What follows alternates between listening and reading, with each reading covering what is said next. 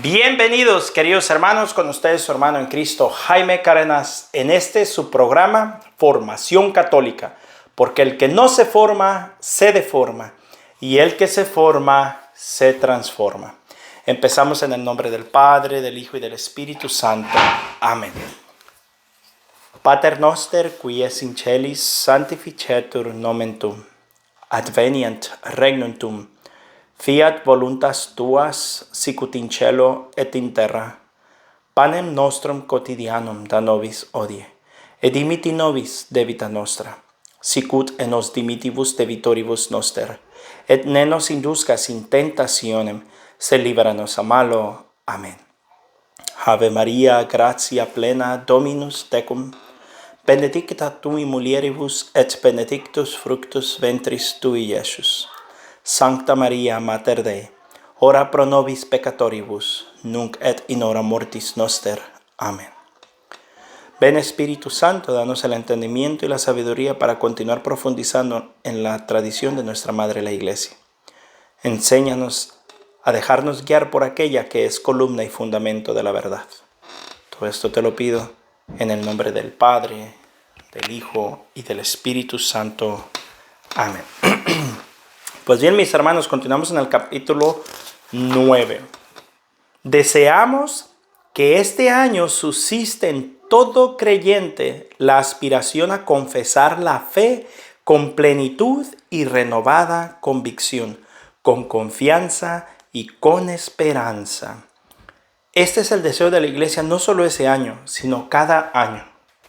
Aunque debo de confesar que muchos cleros en estos años quisieran que más bien predicáramos un acompañamiento, que predicáramos una inclusión, que predicáramos donde no importa qué creas, no importa, solamente caminemos de la mano, vamos a un encuentro y a ver qué encontramos en el camino. No, esa no es la doctrina de la iglesia, aunque hay varios que lo quieren anunciar ahora. La doctrina de la iglesia es predicar la fe con plenitud, entera, renovada convicción, con plena y renovada convicción, con confianza y esperanza. Será también una ocasión propicia para intensificar la celebración de la fe en la liturgia, o sea, en la misa, y de modo particular en la Eucaristía, que es la cumbre a la que tiene la acción de la iglesia y también la fuente de donde emana toda su fuerza. Ven que no es nomás evangelizar una inclusión y un comunismo donde todos caminamos juntos, buscamos nuestras similaridades y cantamos Kumbaya agarrados de la mano. No, nuestra misión es predicar la fe y la culmen de la Eucaristía, o sea, predicar la fe católica, la iglesia verdadera de Jesucristo. No nomás anunciar a Jesús como los protestantes y de ahí no importa de qué religión sean, al fin de cuentas todos se van a salvar. O como decía, perdóname que use este ejemplo, pero lo tengo que usar, el cardenal de Portugal. Nosotros no queremos convertir a nadie, solo queremos evangelizarles, hablarles de Dios. No, así no es la evangelización. La evangelización es llevarlos a Cristo dentro de la iglesia católica. Esa es la evangelización. Aunque haya varios altos cleros de la iglesia queriendo hacer otras cosas, no es así. Al mismo tiempo, esperamos que el testimonio de vida de los creyentes sea cada vez más creíble, y ahí es donde uno dice, ¡oye! Porque sabemos cuánto fallamos, pero igual hay que hacer el esfuerzo por dar el mejor testimonio. Redescubrir los contenidos de la fe profesada, celebrada, vivida y rezada, y reflexionar sobre el mismo acto en el que se cree. Es un compromiso que todo creyente debe hacer propio, sobre todo en este año. Miren, todos tenemos que redescubrir los contenidos de la fe que profesamos, que celebramos, que vivimos y que rezamos, y reflexionamos sobre el mismo acto en el que se cree. Es un compromiso para todo católico. Entender qué y por qué lo creemos. Por eso digo que el católico que se forma se transforma, porque cuando vamos entendiendo, va cambiando la vida. Nos debe de ir cambiando la vida. Si no, no hemos entendido nada. Aunque sea un pequeñito cambio, pero debe de haber constantemente. No por casualidad, los cristianos en los primeros siglos estaban obligados a aprender de memoria el credo. Y ahora ni eso hay muchos que no se saben. Esto les servía como oración cotidiana para no olvidar el compromiso asumido con el bautismo. San Agustín lo recuerda con unas palabras de profundo significado, cuando en un sermón sobre el Reditio Symboli, la entrega del credo dice: símbolo del sacrosanto misterio que recibisteis todos a la vez y que hoy habéis recitado uno a otro.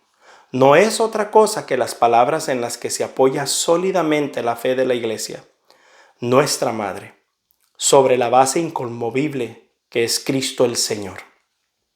Recibisteis y recitasteis algo que debéis retener siempre en vuestra mente y corazón y repetir en vuestro lecho, algo sobre lo que tenéis que pensar cuando estéis en la calle y que no debéis olvidar ni cuando coméis, de forma que incluso cuando dormís corporalmente, vigiléis el corazón.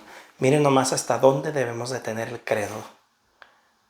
Y la mayoría del católico no sabe. A mí me decía una vez un protestante que creció en la secta protestante toda su vida.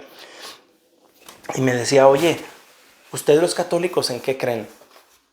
Y le dije: creo en un solo Dios, Padre Todopoderoso, Creador del cielo y de la tierra, de todo lo visible y lo invisible. Y empecé a decirle todo el credo. Se quedó fascinada la persona. No lo podía creer, algo tan hermoso. Jamás lo había escuchado en su vida. Pero solamente una persona que nunca lo ha escuchado puede abrir su corazón para escuchar su contenido.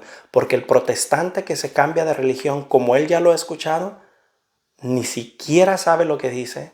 Y si se lo recitas, ni siquiera lo va a entender.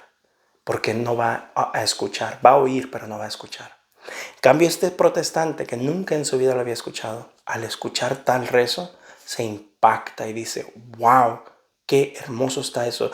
¿De dónde la sacaron? Y bueno, ese es el resumen de lo que creemos los católicos. Estaba impactada, no lo creía. Nunca lo había escuchado. Capítulo 10. En este sentido, quisiera esbozar un camino que sea útil para comprender de manera más profunda no solo los contenidos de la fe, sino juntamente también con eso, el acto con el que decidimos entregarnos totalmente y con plena libertad a Dios.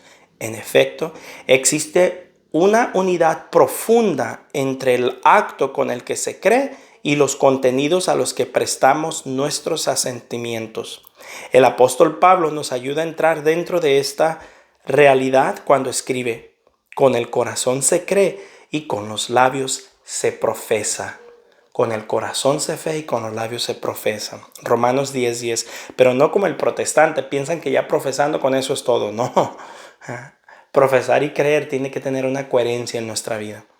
El corazón indica que el primer acto con el que se llega a la fe es el don de Dios y acción de la gracia que actúa y transforma a la persona hasta en lo más íntimo. Aquí es la diferencia entre el católico y el protestante. Para nosotros es el primer acto, la gracia, el don de Dios. Para el protestante es el único acto. Para nosotros no, es el primer acto. A este propósito, el ejemplo de Lidia es muy elocuente. Cuenta San Lucas que Pablo, mientras se encontraba en Filipos, fue un sábado a anunciar el evangelio a algunas mujeres, entre las que estaba Lidia. Y el Señor le abrió el corazón para que aceptara lo que decía Pablo. Hechos 16:14. El sentido que encierra la expresión es importante. Miren, mis hermanos, fue Dios quien le abrió el corazón. Amén. Hasta ahí estamos de acuerdo con los protestantes. Solo la gracia de Dios transforma y salva.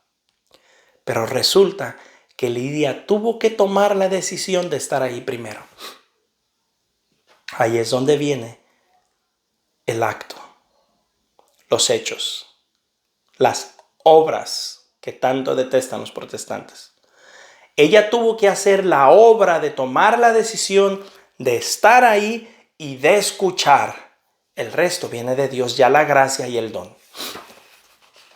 San Lucas enseña que el conocimiento de los contenidos que se ha de creer no es suficiente si después el corazón auténtico sagrario de la persona no está abierto por la gracia que permite tener ojos para mirar en profundidad y comprender que lo que se ha anunciado es palabra de Dios.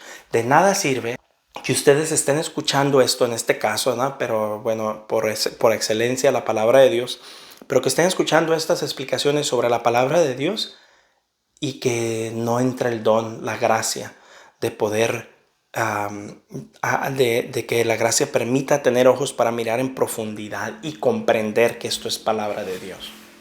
Comprender que lo que la iglesia habla es palabra de Dios. Solo la gracia de Dios lo concede. Por eso yo cuando hablo con los protestantes al principio me frustraba. Y decía, pero es que si les estoy mostrando no logran entender, es porque no han tenido la gracia. Necesitan una gracia para saber escuchar. Se enojan, se anecian. Es más, me han dicho frases como, prefiero irme al infierno antes que volver a la iglesia católica. Nomás para que vean a qué nivel están sordos y cerrados porque les han metido en el chip que es peor ser católico que estar en el infierno. De una manera indirecta, obviamente no les han dicho así, pero esas respuestas con eso no lo dicen todo. Profesar con la boca indica a su vez que la fe implica un testimonio y un compromiso público. Ven que no es suficiente con la boca solamente, como dice el protestante. El cristiano no puede pensar nunca que creer es un hecho privado. Esto cuánto tiene que aprender el católico el día de hoy.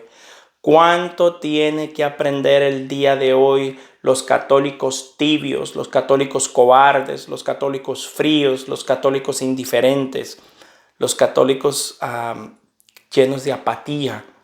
La fe no es un hecho privado, no es así. La fe es decidirse a estar con el Señor para vivir con Él. Y estar con Él nos lleva a comprender las razones por las que se cree. La fe, precisamente porque es un acto de libertad, exige también la responsabilidad social de lo que se cree. La iglesia en el día de Pentecostés muestra con toda evidencia esta dimensión pública del creer y del anunciar a todos sin temor la propia fe. Todos, incluye también los protestantes, también a ellos tenemos que evangelizar. También a ellos, pero el católico cobarde no se atreve. Mejor pone un sign afuera. Este hogar es católico, no se acepta propaganda de ninguna otra religión. Como no se pueden defender, que los defienda un sign. No, mis hermanos, así no es la fe católica. Y no te preocupes, no tienes que saberte todas las profundidades de la iglesia. Con que te sepas 2, 3 cositas, con eso es suficiente para asustarlos, ya no volverán. No les tengan miedo, no saben tanto como les hacen creer. Se memorizan 2, 3 lecturas bíblicas de cada tema y de ahí no saben más. Y después por eso huyen. Ellos mismos huirán, solo tienen que ver que sabes aunque sea un poquito de las escrituras. Es el don del Espíritu Santo el que capacita para la misión y fortalece nuestro testimonio, haciéndolo franco y valeroso. La misma profesión de fe es un acto personal y al mismo tiempo comunitario. En efecto, el primer sujeto de la fe es la iglesia.